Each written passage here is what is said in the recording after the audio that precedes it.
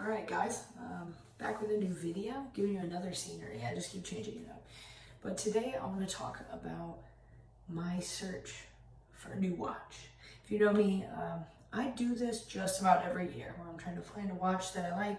I've been through Garmin, Polar, got a new brand today, Apple Watch, which is what I'm rocking presently.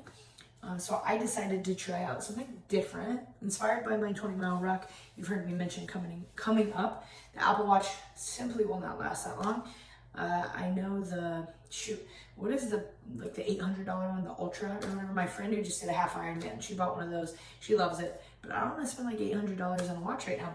So I did some research, and I was going back and forth between the Garmin and the Coros Pace 3. So for Garmin, I was thinking either the Forerunner 955 or a Venue 3. Those were the ones that I was kind of looking through. I've had a Phoenix and a Forerunner in the past, and a Venue. I think I had the Phoenix for like 2 seconds. It was just too big. But I had a Forerunner and a Venue. Liked both. Went with the Apple Watch for a while because I was coaching an absurd amount and needed to be able to be in contact with people. Now I kind of want to get away from that. I don't want to be able to, I think sometimes I just answer people because I can instead of like getting to it when I need to or want to. So I'm trying to get away from my phone just a little bit, and I think is a good way to do it, and to kind of look at more data on, my training. So trying out the Coros Pace 3, literally just got it today, but I have some early thoughts, and I don't know how I feel. So this video is probably going to be a bit in the making because I have a feeling I'm going to be going back and forth. And that's what I do. One time, historically, I bought headphones, not these, but I bought Bose and I returned them for Sony's, and I returned the Bose. No, I bought the Sony's, returned them for Bose, and then bought the Sony's again because I just, I do a lot of research and I want to make sure I get exactly what I want. So, yeah, presently still rocking the Apple Watch, but today got the Coros Pace 3. Now, one thing that I immediately was like, whoa, is how light it is. Cool watch face. This is the one it kind of comes with. They have a lot of options. They have a lot of data that you can scroll through. Not a lot doing right now because I just got it. And you got to actually do stuff and sleep and whatever to get any type of results on anything. But one thing that I liked immediately was how light it is for training. That feels great. But then as I played with it, I think the downside I feel is that I'm going to be honest, sorry Coros fans out there, it feels a little cheap, right? So the crown doesn't feel very durable. The lightness, I'm like, is that a good thing or a bad thing? So tonight I'm going to bring it to the gym. My best friend Steven, who you've seen on the channel a lot, has a Venue 3. And I'm going to just kind of like feel back and forth between the two and see how I feel.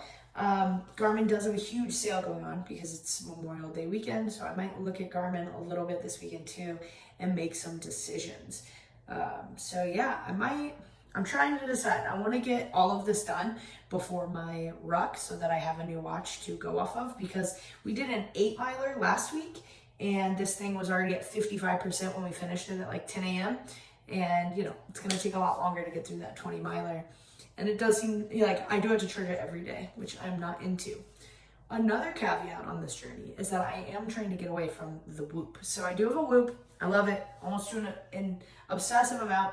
But the problem is, simply put, it is expensive, right? You're looking at $30 a month. Like, you can save a little money by buying months out, but still, it is expensive, and I can't look at it. I get kind of tired of being double strapped up. Like, it's summer, I'm looking kind of like a bronze goddess, and look how bad this tan line is. Like, that's horrific.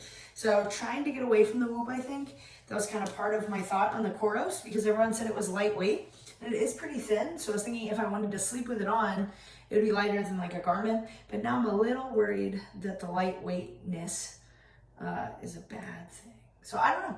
This is just early returns on it. I'm gonna compare it to the Venue tonight a little bit, and then maybe order a Garmin and compare the two.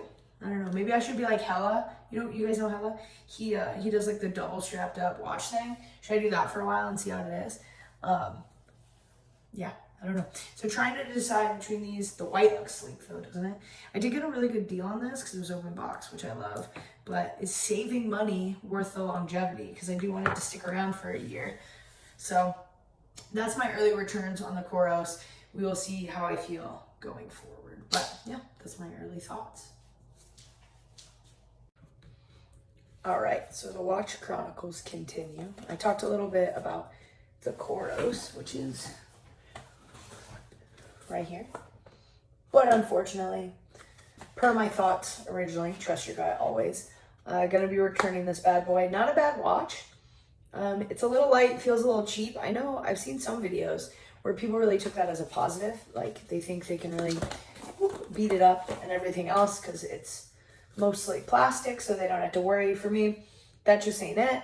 I did like their UI and their app and the data that it gave me, so that made me hold on for a couple days. But ultimately, the nail in the coffin was that we did a 10-mile ruck on Saturday, and the GPS was very off. One, like it kept making random laps, and then it ended up being about a quarter mile short, which my Whoop and the trail we went on is about 16 and a half miles, I think.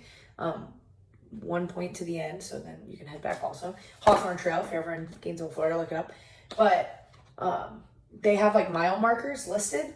So I know that the Whoop was accurate and that the Coros was not, which is tough, especially demoralizing that last little bit of the ruck.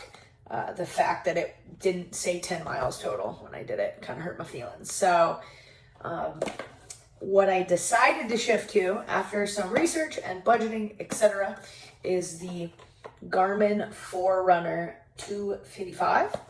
Got it on right here. So far, so good. I mean, I've had Garmin's. I have had the Venue 2. I think I had the Forerunner 935 some years ago. I don't know. But I've had Garmin's before. Tried and true.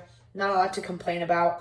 Honestly, the watch I really think I wanted was the Apple Watch Ultra 2. But that watch is like $900, $800, and we are fixing to move to North Carolina. So not really trying to spend $800 on a watch right now. So with that in mind, I traded in my Apple Watch, which is what I had before the Coros, to Best Buy. They gave me like $235, which was kind of nuts because they really only go for about $250 now. It was a Apple Watch 8 that my fiance got me like a year ago for my birthday. So I traded that in. The Forerunner 255 was on sale, so I ended up only spending about $30, which is pretty awesome. So it does all the things I like, has the metrics that I want, especially with running. Sorry, the lighting's a little funky because of the window behind me, but has all the things that I like. So bought this really, what is happening with this lighting? I'm gonna have to just edit this part out because it's being a butt. There we go. But anyway, has all the things that I like, and all the metrics. And when I talked to my fiance about it, I was like, hey, I'm going to buy this, but I want you to keep in mind that in the next 6 months to a year, I will probably upgrade to an Ultra Watch or Apple Watch Ultra 2. So I had to put that out there so I don't just look like a jerk when I buy a new watch in 6 to 12 months if I decide to do so. Downsides about the Ultra, it is large. The battery life at best is like 3 days, which is far less than the Garmin. So you never know. I might stick to the Garmin for a while. I do enjoy this. I have liked it so far. A lot of good running metrics, VO2 max, stuff like that. So I look forward to digging into that. Plus Garmin has updated their app, so it's a little different now too. So excited to play around with that. But that's pretty much what I decided to do. So between the Coros Pace 3, the Forerunner 255, the 255 wins. So gonna stick with this for a while, ride with it, and see where it takes me. If you are watching this and you have a fitness watch or a smartwatch hybrid, comment below which one you like to use. My best friend Becca just did a half Ironman with an Ultra 2. She loved it. The only thing that I got wonky on, I guess, was the swim, which I think was just maybe an offshoot, not a common problem. If you rock a Garmin, a Coros, an Apple Watch, whatever, Polar, I had one of those ones too. You tell I buy a lot of watches. But comment below your favorite, and maybe that will sway me in the future. Who's to say? Thanks for watching.